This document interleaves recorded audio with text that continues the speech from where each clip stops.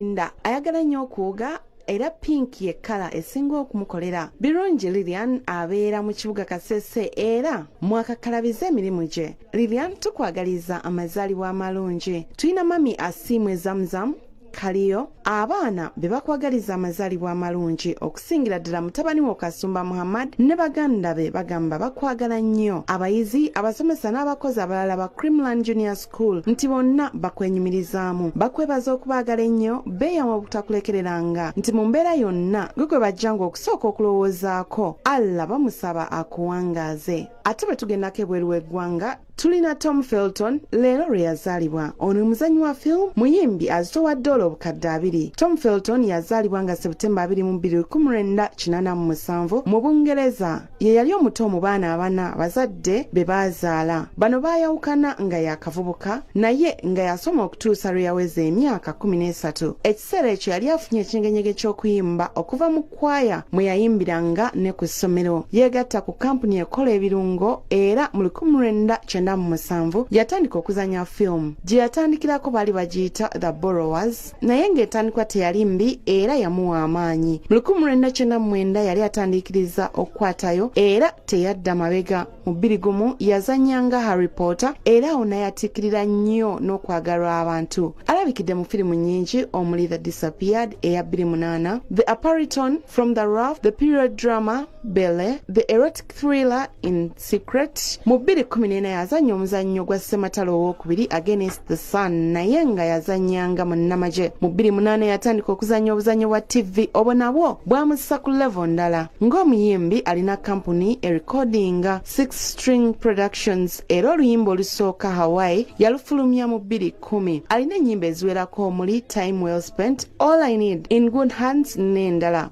Tom Felton akyazanya firimu ku mikutu emigatta abantu yeeliisa nkuuli. Abaddengako mu mukwano n'abakyala batali bamu nakati. Takirangiriranga oba mufumbo oba nedda era talaga oba alina abaana oba nedda. Amaka ge gali mu Hollywood. Bw'aba ayogera ebimuyambye okutuuka wali agamba nti okusomoozebwa ke yayitamu nga nnyina yawukanye n'ekitaawe kwamusindiikiriza okulowooza ennyo asobole okuba obulungi. Abasomoozebwa abawa amagezi okukozesa bye bayitamu ng'omukisa okusobola okubeera obulungi ennyo. Abazaalibwa naye tulowooza nti asobola okubabeerera ekyokulabirako ekirungi. Tubaagaliza amazaalibwa amalungi mwenna abazaalibwa olwaleero. Happy birthday. Hidaya abamuweereza obubaka bagamba nti awangaalira bweru naye leero lwe yakuza amazaalibwa ge. Ono yakulira Mulago ne Nansana yakuguka mu byanjigiriza. Ayagala nnyo okusanyuka era muntu musanyufu nnyo asinga kuwoomerwa mmere ennansi. Ayagala nnyo okulaba obuzannyo bwa Bukedde TV era nti data asinga kugula waakulaba buzannyo bwa Bukedde. Hidaya muzzukulu wa Nsamba yeddira Ngabi mukyala mukozi nnyo era ayagala nnyo omulimu gwe. Anyumirwa nnyo n'okuwuga. Baganda be kuliko Liz, Hamza, Mama we bamwagaliza amazaalibwa amalungi. Bamugamba nti amazaalibwa ge gatuukidde mu kaseera ak'okusoomoozebwa naye nga basaba Mukama amugumye.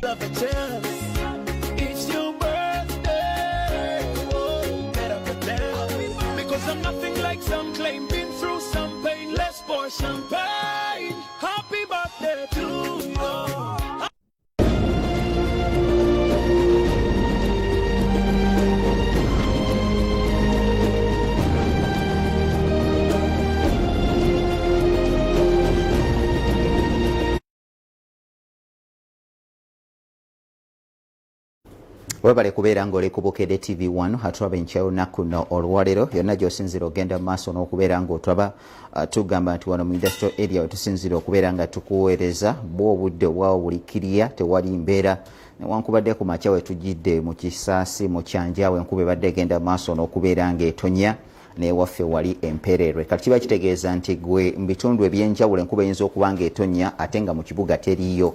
Ate oyinza okutuuka ewa mukama wo ne weekwasa enkuba ate nga ye tagirabako kwegamba n'ofuna obuzibu ku mulimu. Sambyako osobola okubeera ng'ova ewaka onoonye ekigulira magala eddiba naddala mu abali mu bitundu ebyenjawulo. Kantwala omukisa guno okubategeeza nti olunaku lwakuna ajjukira nti ku lunaku olwokuna tubeera ne Imaamu Kyeyune wali e Nakasero ne tugenda mu maaso n'okutambuza enteekateeka zaffe eza hadithi nga bwe zitambula okuva ku ssaawa emu ey'akawungezi paka ku ssaawa zibeera ssaawa 2 n'eddakiika nga 30 eddalusu oba egenda mu maaso n'okubeera ng'ekomekerezeddwa. Namusannyo ku mikwano gyaffe ababeera mu ddalusu eyo nga mutambulatambula naffe mpolampola esayidi eyo.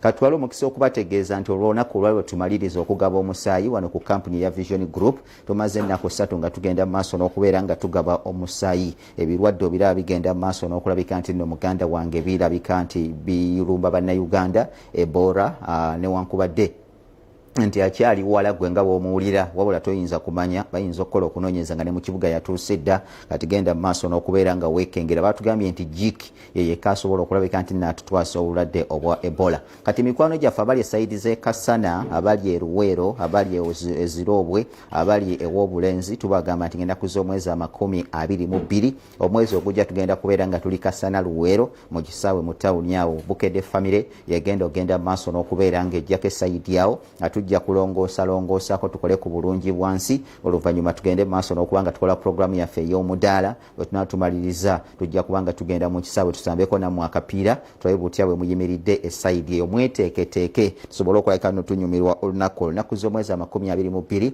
omwezi gujja kubeera gwa October. Katutandike n'enteekateeka ey'omuzannyo guno ogwa basketball abamu bagiyita nsero basketball. Ajjukira nti twadde tugenda maaso n'okubeera nga tulaba gye bayita fuba gwe muzannyo gwadde kugenda maaso n'okubanga guzannyibwa. Twabadde ku best of 5 oyinza okuziyita play-offs ezaadde zitwala ku final era nga twagenze okumaliriza nga abaana ab'obuwala balabika nti no bamaze okukiggusa era nga aba JKL muganda nge Dolphins be bayiseewo okulabika nti no batuuka ku final ate kwoteeka UCU Red Cannons nabo bamaze dda okulabika nti no bayitawo okutuuka ku luzannya olwa final mu mpaka zino ze bayita eza basketball. Jjukira nti abakulu bano be bayita muganda wange aba JKL Dolphins bajjamu abakulu bali be bayita muganda nga aba KCC Leopards ate nga abakulu bano aba KIU Rangers bajjibwamu UCU negenda maaso n'okubanga eyita mukati. Olunaku lw'eggulo we wabadde obuzibu nti olunaku lw'eggulo twadde twagala tulabe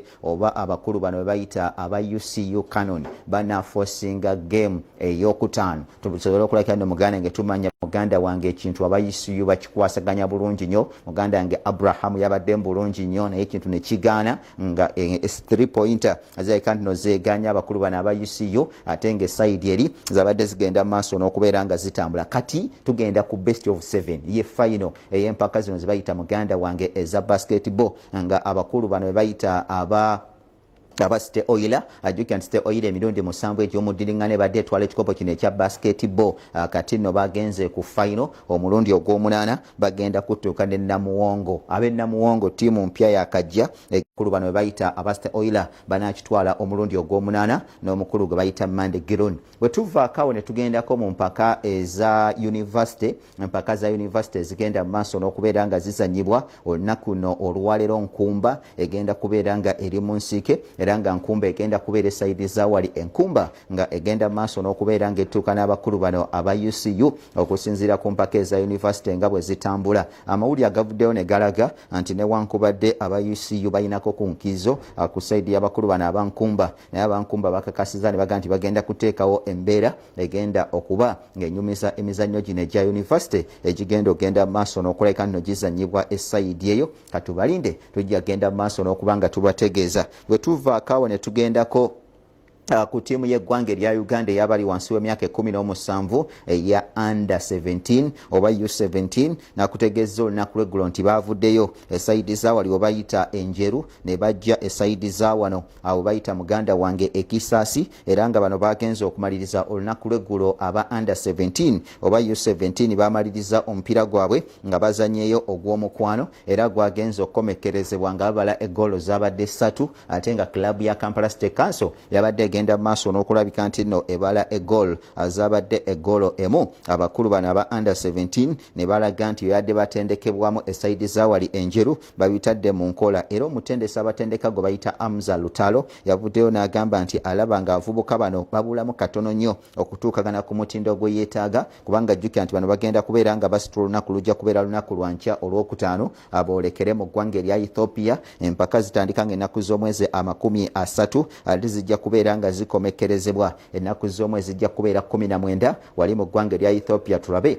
oba Uganda yabali wansi w'emyaka 17 enaayitawo genda mu final ezo eza Africa. Wetuvaako ne tugenda ku ttiimu y'eggwanga erya Uganda gye bayita eya Uganda Cranes nayo olunaku lw'eggulo yabadde ng'eri mu nsiike ng'egenda mu maaso n'okubeera nti nno yeeteekerateekera empaka ez'abali wansi w'emyaka 23 era badde batuuka n'eggwanga ery'abakulu bano be bayita aba Libya. Mpira gwakomekerezeddwa nga Uganda ebala eggoolo z'abadde 0 ate nga ne Libya yabadde egenda mu maaso n'okubeera nti nno ebala 0 ne kiraga nti omutendesi Micho akyalina omulimu ogw'okukola okulabika nti abavubuka bano abakamulamu amagool. Jjukira nti Uganda egenda kubeera ng'ezzaako eggwanga erya Tanzania ku lunaku lwa 6 kati ate olwejja kubeera ng'erinda bulinzi kwambalagana n'eggwanga erya Guinea. Tulabe ani anaayitawo mu mpaka ezo ez'abali wansi w'emyaka 23 anaayitawo ajja kubeera ng'azannya wakati we Tanzania n'eggwanga erya Sudan anaabawanguddeawo oba ajja kuba nga tuzannya eggwanga erya Nigeria omupiira ogutajja kubeera mwangu nnyo naye nga jjukira nti golokipa